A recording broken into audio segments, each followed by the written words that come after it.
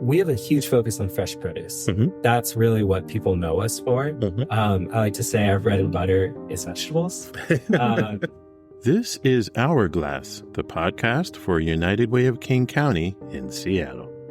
Coming up, a visit to Jewish Family Service, a Seattle-based organization that supports the needs of Jewish individuals and families, refugees and immigrants, and our broader community to achieve well-being, health, and stability. United Way is proud to support Jewish Family Service and spotlights its annual community-wide food drive and food sort, which enlists volunteers and partners to provide healthy food to people throughout the Puget Sound region. We will also hear about United Way's Our Neighbor Fund and an upcoming event at the Bill and Melinda Gates Discovery Center. I'm your host, Joe Burris. Thanks for tuning in. It began as a small closet stocked with dry goods, just a makeshift pantry that the nonprofit organization Jewish Family Service made available to pre-existing clients who would visit the organization's case managers. But soon, staff at the Capitol Hill-based nonprofit noticed that the food needs of their clients and the community far exceeded that of which a mere pantry of dry goods could serve. That led to what the organization currently houses, an expansive, multi-use food bank that includes a full shopping area, a storage for dry goods, a cooler, and a walk-in freezer. Jewish Family Service, or JFS, even added a lobby area for folks to line up for the food bank. Currently, JFS serves an average of 1,600 people each month, not only via its in-person food bank, but its delivery program and services to early learning centers. JFS says that its Pollock Food Bank is a member of the Seattle Food Committee, a network of nearly 36 local food banks that offer free groceries, with some offering hygiene products, pet food, and housing and financial assistance. JFS also partners with organizations such as Rainier Valley Food Bank to provide food in some of Seattle's most racially, ethnically, and economically diverse neighborhoods. United Way of King County provides grant support to JFS and Rainier Valley Food Bank as part of our ongoing effort to address food insecurity in our region. We are working to help families address food needs at a time when, according to Communities Count, 10% of adults in King County say that the food they purchased in a given period often doesn't last before they can buy more.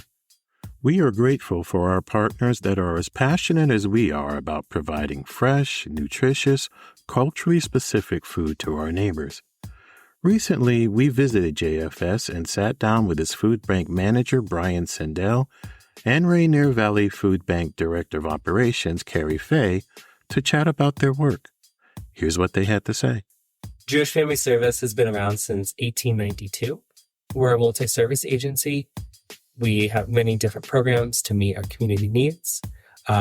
We serve the Jewish community, immigrants, and refugees, and the broader community as we are able. Our agency serves folks throughout the region. Mostly King County is the focus of our services, but our food bank specifically is open to anybody who visits us. And let's talk about some of the goods that you offer through your food bank. We have a huge focus on fresh produce. That's really what people know us for. I like to say our bread and butter is vegetables. And we have a lot of amazing partnerships. So especially this time of year, if you come into the food bank, you're going to find produce that was gleaned from a farm, gleaned from the farmer's market, purchased from local King County farms, organic local produce. That's the star of our show. But we do offer all sorts of things. We have dry goods. We have items for folks who don't have access to a kitchen. We have supplies for babies, pet food, hygiene items. So more than just food. Okay. And how has sort of the food bank culture or the food bank offerings changed during COVID and post-COVID? Yeah. COVID was a real challenge. We really had to adapt our services. We ended up doing a bags to go model where people were not coming inside to shop. We were pre-packing bags and accommodating for dietary restrictions as possible. Fortunately, we've been able to reopen to the public for shopping. And we really do a really big focus on who is visiting us and what are the items that they're looking for. So we try to tailor to be culturally specific as possible. We serve an incredibly diverse population. And as Jewish Family Service, we do make a really strong effort to make sure that we are serving the Jewish community. So we do have the biggest selection of kosher food that you're going to find in Washington State. Oh, wow. Wow. Can you give me some examples of that? Yeah. Well, actually, right now, we're coming up on the high holidays. So we have food specific that people would be eating for example, Rosh Hashanah. So we have honey, we have prunes, walnuts, kosher chicken. So we're making sure that anybody who's coming to us, and that we get more folks specifically this time of year who, follow those holidays. So we make sure that they're able to get those items because those are not standard items you're going to find at other food banks. Faye of Rainier Valley Food Bank says the organization partners with JFS to deliver groceries as part of its own program and that of United Way of King County's home grocery delivery program. We partner with Jewish Family Service for one of our pilot programs, which is the Tri-River Market. So that is a new program that we are operating that allows clients the opportunity to order online and have groceries delivered. And this partnership came about because both of our organizations saw the need to be able to provide more service to clients in South Seattle. We both have community members in South Seattle that are experiencing food insecurity, and we made the decision to partner together to serve the community. But what has that been like for you, just reaching out to that community in South Seattle? How do you get the word out to them? So the way that the partnership works with Tri-River Market is that we work together to reach out to our communities. So Brian has been doing a lot of work on reaching out to clients that come here to Jewish Family Services Food Bank. And we've been working with our clients on our waiting list for our existing home delivery program. We've also been working with United Way to reach out to clients that are on the United Way wait list so that we can get food to their households faster.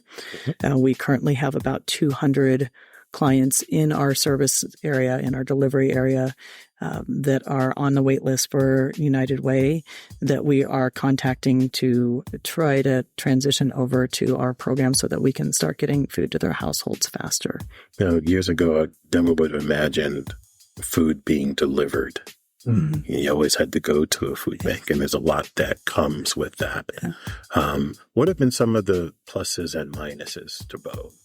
I think one of the pluses is that both organizations are always trying to tear down barriers to food access. It's one of our key goal is to make sure that food is accessible to people who need it. We have the food available. We want to make sure that people are able to access it, and really meeting clients where they're at.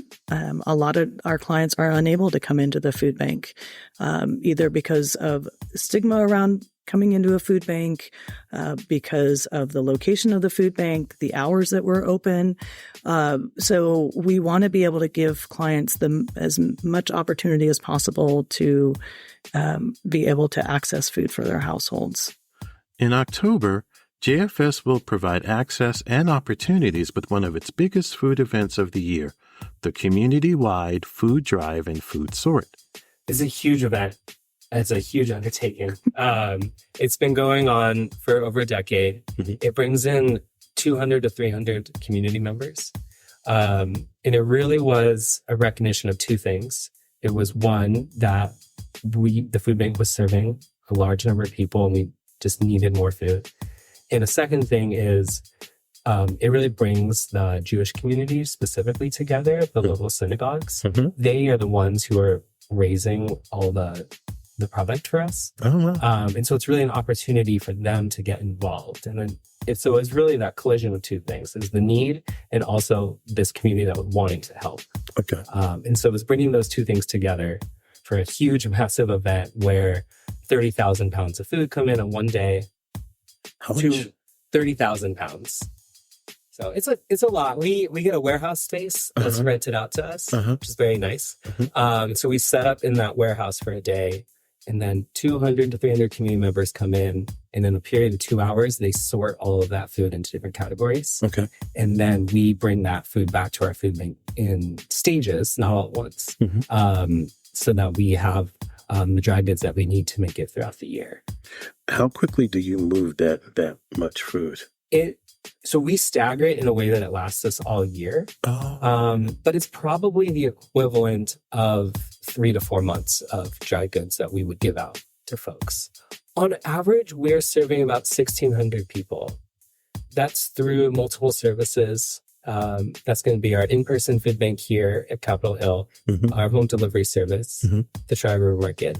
And then we also have services to early learning centers and a once-a-month service out in Bellevue as well. You talk about those a little bit.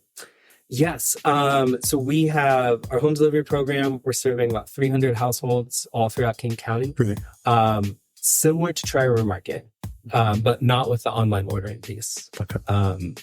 And then we partner with 2 early learning centers where we are dropping off food at the center at the end of the day when the children are getting picked up by their families. So when they come to pick up, they're able to pick up a bag of groceries at the same time, which has worked out really well.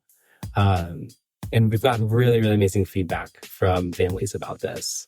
Wow.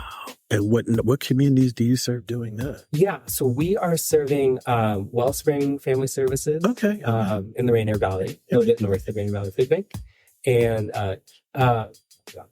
formerly Child Haven, now Akin, and they do a lot of services in South King County. What are some other programs that you'd like to mention? Yeah, I think in terms of programs, what's really been growing for us is our immigrant and refugee resettlement program. As people are aware, there's been crises across the globe. People have had to relocate. And JFS has really stepped up and expanded that programming into response to things that have happened in the Middle East, in Eastern Europe. And we have just really seen resettlement just be a really emerging need. Refugee and immigrant resettlement offers full service case management.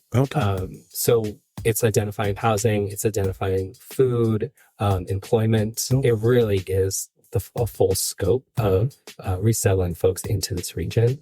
And our food bank has also made services available to folks who are coming through. It is really incredible what that team can do.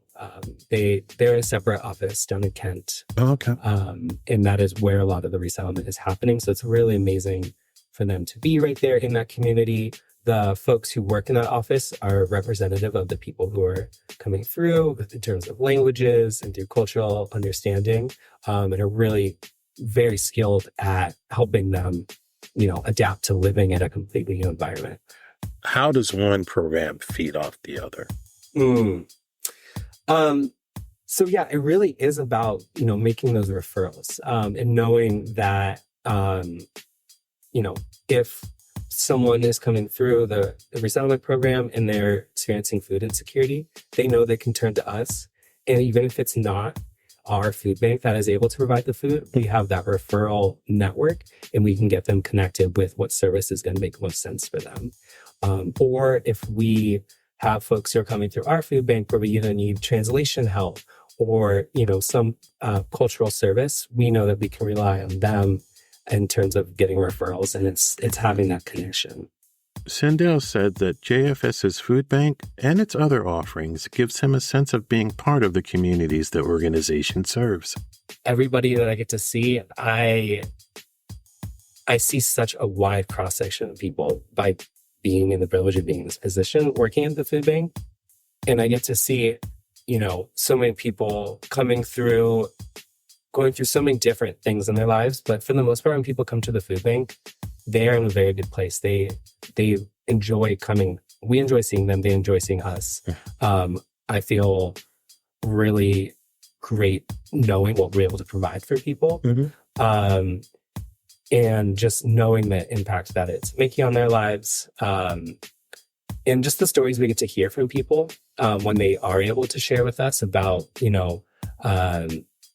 someone was sharing with me the other day of this bread that we had available, and it was a really, really nice bread product. And they were like, I come from my staples and I expect I'll get the stuff that I need to get by. But then when I come in, every once in a while, there's this really special treat that I never get to expect I'm going to bring home. And my kids loved the bread. It was their favorite bread they've ever had in their lives. And, I just never expect that I can go somewhere and bring something like that back. That's just going to make their day. And she was just sharing her gratitude for being able to do something like that. It's those stories like that really where I feel the impact. For more information about Jewish Family Service, log on to jfsseattle.org. For more information about Rainier Valley Food Bank, log on to rvfb.org. Our neighbors are doing their best to keep food on the table, but it's not been easy. During the COVID-19 pandemic, grocery prices rose to their biggest increase in 50 years. Most of the federal dollars that addressed the food crisis during the pandemic are gone, but grocery bills remain high. That's why United Way of King County has launched the Our Neighbor Fund to invest in strategies that will feed families in the coming year. Our Neighbor Fund will help expand our home grocery program to provide 5,000 families with free groceries each week. And it will help an additional 100 schools in King County implement the Breakfast After the Bell program, impacting 49,000 students. We're asking you to please make a gift to the Our Neighbor Fund so that we can serve more of our neighbors. For more information or to make a donation, log on to uwkc.org/donate. Join us for Creating Connections, Engaging Leaders in Change at the Bill and Melinda Gates Foundation Discovery Center on October 10th at 5 p.m. As part of United Way's Emerging Leaders 365 Speaker Series, this event is an opportunity to hear from a panel of young leaders representing careers from civic engagement to global health.